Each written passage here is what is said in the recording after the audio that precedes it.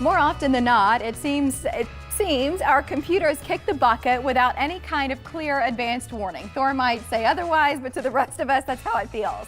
But what he is saying today is that next month, more than 1 million computers in the U.S. will die on the same day. Why? And how do you know if you're at risk? Let's do this, Thor Schrock from Schrock Innovations. How are you? Very good. How are you, Mary? Hey, I'm doing great. This caught my attention. I feel like a lot of other people are like, put on the brakes. Yeah. What's going on here? You know how long I had to do, how much research I had to do to get that statistic? Because you just can't Google like how many computers in the world are going to die next month. You have to say, well, how many computers are there in the United States? And then how many of those computers are running Windows Vista? That's the problem. Yes, and then it's actually only 1% of all of the computers in the United States have Vista. But that's 1 million computers. That's incredible. Isn't that crazy? So that's how you know if your computer is among those. You know what your operating system is. Chances are you know. Well, if you don't know if you're running it, chances are you don't. You don't know, okay. How do you find out then? All right, so basically if you're looking at your computer, when you turn it on, the start button in the lower left-hand corner, if it's a circle, you probably have Windows Vista. You could have Windows 7 as well, but there's a good chance you have Windows Vista. Basically, if you bought your computer during the Bush administration, you're running Windows Vista. No, you could have bought it after that. No. No.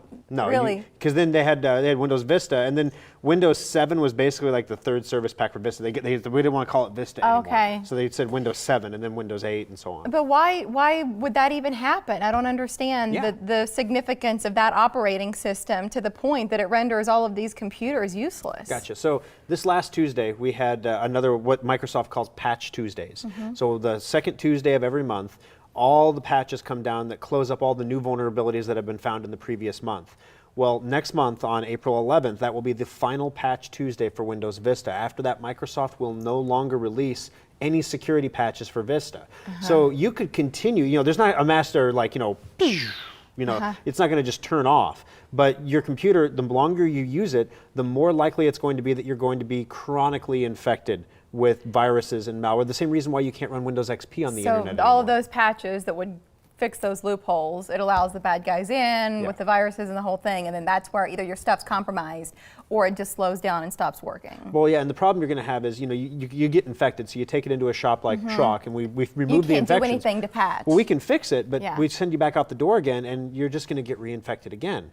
So the problem is you end up with this chronic reinfection problem, and you end up spending so much money getting it fixed over and over and over again that you may as well just buy a new computer. Now with Windows XP, this was like a problem because people loved XP. With Windows Vista, there's no love there. People didn't love Windows Vista, and so as a result, Windows Vista, people aren't crying, in their Cheerios about Windows Vista going bye-bye, unless of course you're somebody who prides yourself on getting the most out of a piece of technology before it becomes obsolete. Well, that date is coming, and we've been warning you about it for a year, but the date is coming on April 11th. Already, we're starting to see some programs are no longer supporting Windows Vista anymore. You can't run the Google Chrome browser on Windows Vista anymore. Antivirus software will no longer be available for Windows Vista after the 11th of next month. So there's a lot of things that are going to happen all at the same time that are just going to push Windows Vista under the dirt. Between now and April 11th, can you upgrade to a new operating system, or do you have to get a new computer? Right. So some people come into my shop and they're like, oh, it has a virus, I'm just going to throw it away and buy a new computer. And we're like, what are you talking about? That's the silliest thing I've ever heard. Fix it. It's not hard to fix a virus. Fix it. But with Vista, unfortunately, because the hardware is so old, you can't really upgrade. There's no clear upgrade path, so you can't go from Windows Vista to Windows 10.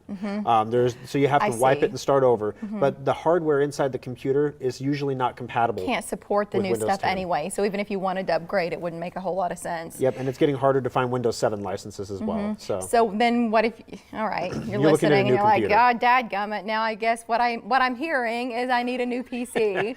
How can you help our viewers who are in that position? Well, of course, we always have our modular computers and our laptops over at Schrock. Some of the things that we haven't talked a whole lot about this, but like all of our computers at Schrock come with solid state hard drives now.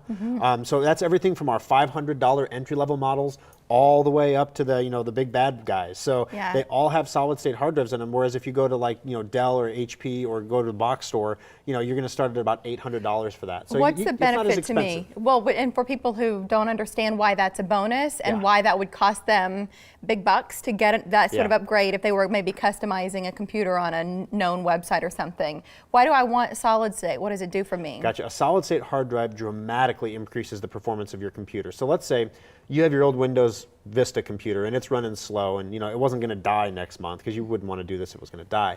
But you could replace your old rotating disk hard drive with a solid state hard drive and you could triple the speed of your computer. Just like that, especially if you're doing things like photography or videography or music editing, anything where you're doing anything that's hard drive intense. When you get a solid state, you don't have to defragment your hard drive anymore, so all those maintenance worries go out the window. I mean, it is a blessing. I'm building my wife a new computer right now. It's a prototype. See, that's one of the benefits of owning the company. Being married to Thor Schrock. It's a prototype computer, and of course I'm going to try it out on my wife first, because if I don't get that right, any customer complaint will pale in comparison. So, but I ordered her hard drive. And it was this big and this thick. And she said, "What is that?" I said, "It's your new solid state hard drive." She goes, "Well, I do a lot of photography stuff. I need more room." I'm like, "That's a terabyte hard drive." And so literally a terabyte hard drive is the size of your thumb now. Now, right. Yeah, and it goes right on the motherboard. I mean, the technology has come so far since the Bush administration that since Windows Vista days. Since Windows Vista. But this is cool.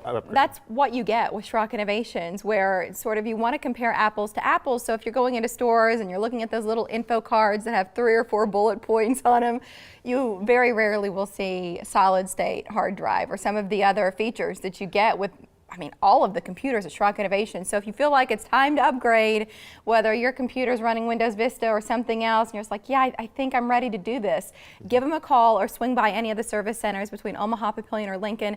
The website for all of it, it's SchrockInnovations.com. Lame dad joke. If you're going to compare apples to apples, you're probably going to be at the Apple store, Mary. Thank you, Thor. She's like, "Am I supposed to laugh at that?" I was like, I imagine myself in the produce aisle, and I'm like, nope, this is about technology, not Hy-Vee. I get it. Thanks, Thor. Thank you, Mary. Up next.